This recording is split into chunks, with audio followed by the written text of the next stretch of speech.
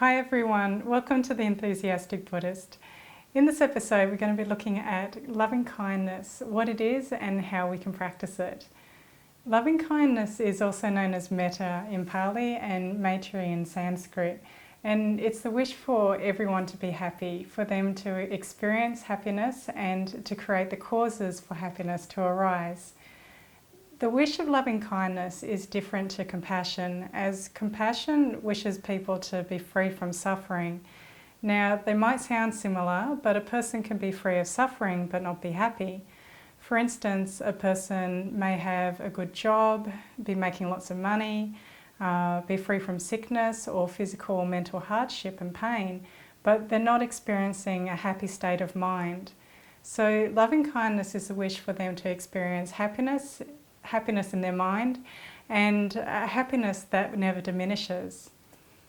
Loving kindness forms one of the first of the Four Brahma-Viharas, also known as the Four Immeasurables. These are four exceptionally pure states of mind that we should all be seeking to cultivate, and they're all achievable through the practice of meditation. The Four Brahma-Viharas are loving kindness, compassion, joy, and equanimity. The reason they're called Brahma-Viharas, which literally refers to Brahma, the Hindu god, and Vihara, meaning abode, as in a dwelling place, is that cultivating these four states of mind will lead one to experiencing great happiness, a happiness as divine as what you might expect to experience in a heavenly realm, for instance. These thoughts are really powerful positive karma, and they'll ripen into very favourable conditions and states of mind for us now and in the future.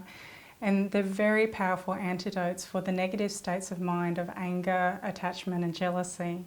These four sublime states of loving kindness, compassion, joy and equanimity are also known as the Four Immeasurables. Because when you cultivate these four states of mind, the sentient beings that you cultivate it towards are immeasurable in number. You cannot count the number of sentient beings there are in the world. And in the same way, you can't measure the benefit you will derive from cultivating these states of mind. When we do our daily meditation practice, we might begin first by reciting the prayer of the Four Immeasurables.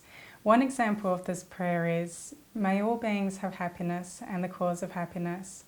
May all beings be free from suffering and the cause of suffering. May they never part from the happiness that knows no suffering.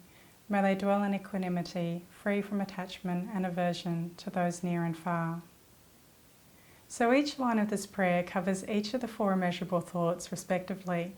The first line covers the wish of loving kindness, the second of compassion, the third of joy, and the fourth of equanimity. It's a very short but powerful prayer, and it's very beneficial for anyone who might remember it and recite it. Now, it's important to know that each Brahma-Vihara has a near enemy and a far enemy. They each have one feeling that may appear similar to the feeling we're trying to cultivate, but when we look closely, we can see that we're actually experiencing its near enemy.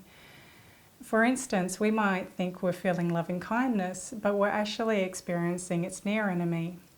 If you look at this table, you'll see that the near enemy of loving kindness is selfish affection. This is when you're feeling love towards others and wanting their happiness, but it's only directed towards people you know and ones that you're close to. The far enemy to loving kindness is the pole opposite of loving kindness, and this is having ill will towards another. So instead of wishing others happiness, you're wishing misfortune for them instead. In Buddhist sutras, the Buddha spoke about the way loving kindness should be practiced and the benefit of it. The Karaniya Metta Sutra is probably the most well-known sutra and is often chanted in Theravada Buddhist temples. It's a sutra that begins with, "This is what should be done by those who are skilled in goodness and who know the path of peace. Let them be able and upright, straightforward, and gentle in speech." I'll put a link on my website to this particular sutra, and there's a wonderful YouTube video that has the Sangha of the Buddhist Society of Western Australia beautifully chanting the sutra. So I'll also put a link to that as well. When we cultivate loving kindness, it's important to recognize that we're wishing others to have two types of happiness, both temporal and ultimate happiness. Temporal happiness means having all the worldly things we want in life, such as having great wealth, health, and good relationships. But temporal happiness isn't a constant happiness that never fades, because relationships and material things are impermanent, so our happiness with those things can fluctuate. So while temporal happiness is temporary, ultimate happiness is stable because it comes from within. It's an inner happiness that isn't dependent on external factors. It's a happiness that continues because of our discovery of our own true nature and the deep realization of the true nature of all things. This kind of happiness arises from wisdom, and therefore it cannot be taken away from us. Another reason we want to wish others ultimate happiness, not just temporal happiness, is because for some people their personal happiness may not be derived from things that are necessarily good for them. For instance, a person addicted to drugs might be really happy to acquire more drugs, yet you couldn't necessarily say that it's beneficial for them. So to make sure that we're wishing them a happiness that is actually good for them and one that will never end, we wish them the ultimate happiness of becoming enlightened, where their minds reach a state of complete peace, happiness, equanimity, clarity and bliss. So to cultivate loving kindness, there are certain meditations we can do. There are a few variations we can do on a loving kindness meditation, and the one I'll lead you through in the next episode is just one of the ways that it can be done. The usual formula when doing a loving kindness meditation is that we start cultivating loving kindness to ourselves first, wishing ourselves to be happy, and then we extend that love out towards others. But what many teachers have found, with Westerners in particular, is that we're often resistant to sending love towards ourselves first. This might be because in the West we tend to harbour feelings of self-loathing, and we tend to come down hard on ourselves, when we make mistakes. But something Ajahn Brahm said to us is that everyone makes mistakes, that the wise are not people who never made mistakes, but those that forgave themselves and they learnt from their mistakes. So really, no matter what we've said or done, as long as we acknowledge that we made a mistake and we can learn, then we learn from it, then we shouldn't, we should be able to forgive ourselves. So there's no room for self-loathing. So we do deserve to send our loving kindness to ourselves as much as others. But to make it easier, we can change the order of who we direct our loving kindness towards. So we put others first, and then we send the loving kindness back to ourselves. That way, the hope is that by that stage, our loving kindness should be so powerful, it should just obliterate any resistance we have towards sending it towards ourselves. So for the loving kindness meditation I'll lead in the next video, we'll start by cultivating feelings of care and love towards something that we can easily arouse feeling of those sort of feelings towards, such as an animal. And then we'll spread that loving kindness to loved ones, friends, neutral people, enemies, and the whole world, and then back to ourselves. Now, when it comes to thinking about our enemy, it may be better to choose someone who is your second worst enemy rather than your first worst enemy.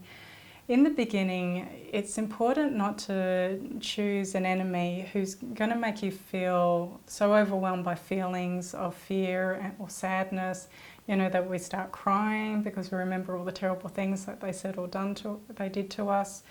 We need to be able to visualize them and still hold that feeling of loving kindness, which we've just previously cultivated in the meditation. Then later, when we're more comfortable with the meditation, we could look at introducing our worst enemy into the meditation. I should also mention that if you don't have enemies as such, you could visualize your enemy as just being someone who recently made you angry. It could even be a friend or a family member, or even just a friend who has said something that hurt you recently, or just anyone that you might have had some difficulty with.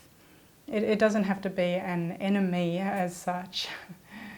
And don't be surprised if you notice your heart constricting and you lose some of the power of your loving kindness when you think about your enemy.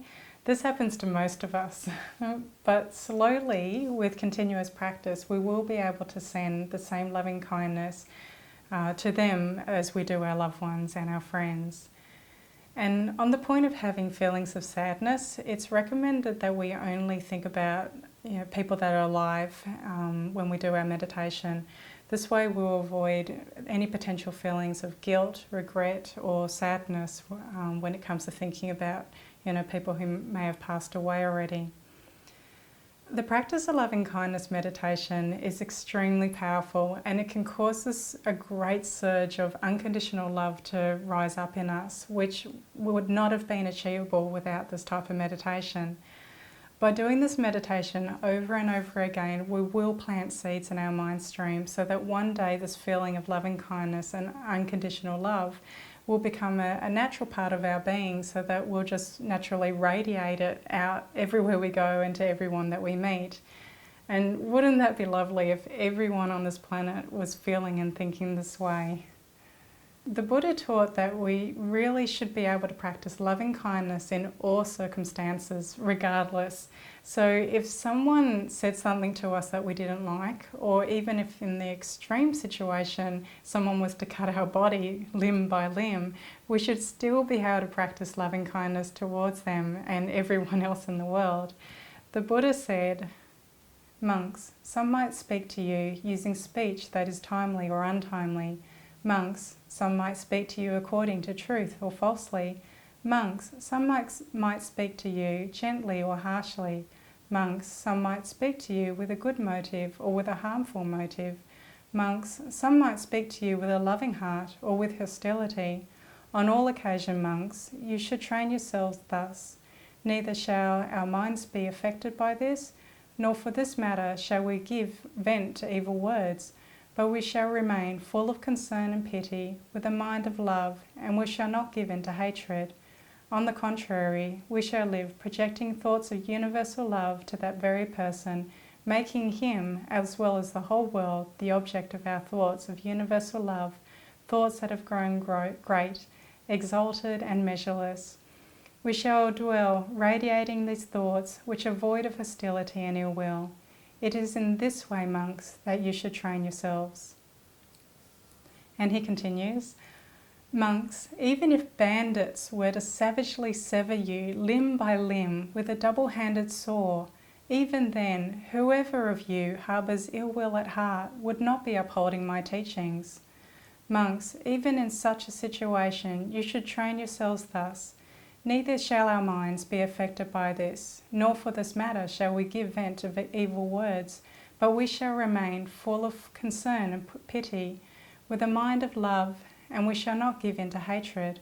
On the contrary, we shall live projecting thoughts of universal love to those very persons, making them, as well as the whole world, the object of our thoughts of universal love. Thoughts that have grown great, exalted and measureless. We shall dwell radiating these thoughts which are void of hostility and ill will. It is in this way, monks, that you should train yourselves." So no matter what harm people might do to us, the Buddha says we should never react with anger, but with thoughts of loving kindness. It almost sounds impossible, doesn't it? But through continuous practice of loving kindness meditation, it will slowly become a more natural response in our mind. Because just as we want happiness, so does the other person. They just have a distorted way of expressing their wish to be happy. They think that by harming us, it will make them happy, which is never the case. So with patience and wisdom, we will see how they really want happiness, but they don't know how to go about it. So we'll be able to see past their actions and not be bothered by it so much. And instead we'll be able to mentally wish them loving kindness and wish them to find real happiness, the temporal and ultimate kind. So that's all from me from this video. Please subscribe to my channel for future videos. In the next video, I'll be doing a guided loving kindness meditation. So please like and share this video if you found it informative. Leave me a comment below. I love to get your feedback. You can also check out my website enthusiasticbuddhist.com for more on Buddhism and meditation. So take care everyone, have a great week, and I hope to see you in the next video.